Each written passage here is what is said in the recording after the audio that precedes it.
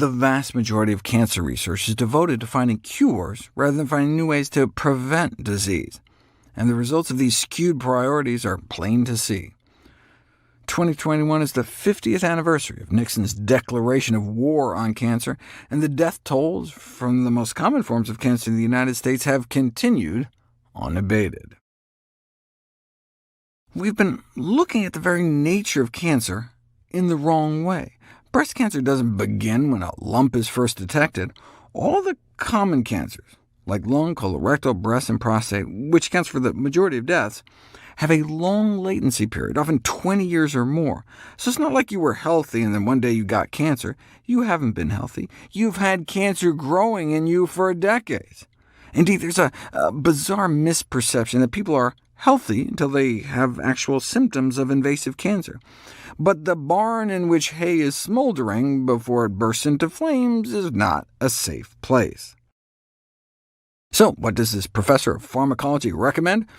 Drugs, of course. Chemoprevention, putting people on drugs to prevent cancer. Hey, the pharmaceutical industry spends huge amounts of money to promote chemoprevention of heart disease and strokes with statins and blood thinners, so why shouldn't people take drugs every day for the rest of their lives to protect against cancer? There has to be a better way. What about using diet and nutrition to prevent and treat cancer? OK, but what kind of cancer? There are more than 200 types of cancer. But they all share the same hallmarks. In a series of papers cited more than 40,000 times in the biomedical literature, 10 hallmarks of cancer have been identified.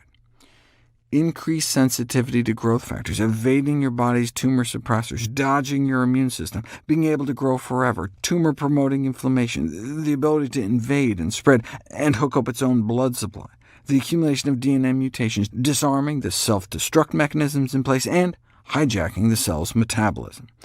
And yes, of course, there are classes of drugs to try to counter each one, chemotherapy agents designed to target each piece of the cancer puzzle.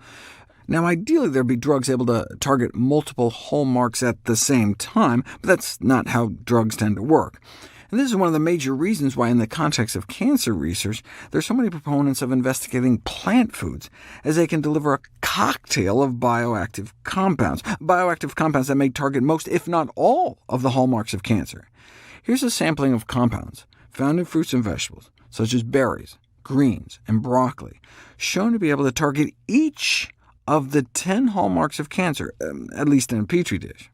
Moreover, they fit the characteristics of an ideal chemopreventive agent. If you were to design the perfect candidate, you'd want them to be selective for cancerous or precancer cells while leaving normal cells alone, be side effect free, target most types of cancer, be able to be consumed as part of a daily diet, be conveniently available almost everywhere, and be relatively inexpensive to boot. And plants have all these. So no wonder those eating more plant-based tend to have lower cancer rates. However, it should be understood that we're not talking about taking supplements containing extracts or purified phytochemicals, but rather eating whole plant foods themselves, more of a food system-based approach to targeting the hallmarks of cancer. Foods contain many thousands of substances that lead to vast numbers of possible interactions, yet much of nutritional science has long been directed towards the impact of single dietary components. Yes, this kind of reductionist approach can reveal the role of individual nutrients or foods in the development of disease, but let's think about what the optimal research strategy would be to study the effects of bioactive natural plant compounds on disease prevention. Instead of using isolated phytochemicals in the management of cancer, how about using whole foods? Because sometimes the whole can be greater than the sum of its parts, a concept known as food synergy. Check out this study. The simultaneous inhibition of a series of cancer stages in breast cancer cells using a phytochemical super cocktail.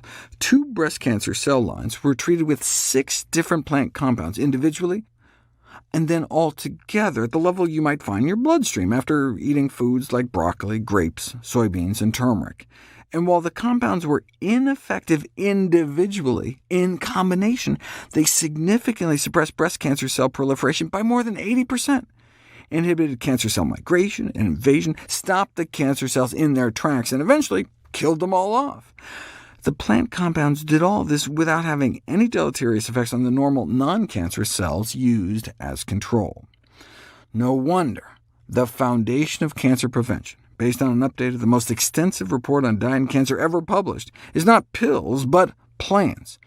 Cut down on alcohol, soda, meat, and processed junk, and center your diet around whole grains, vegetables, fruits, and beans.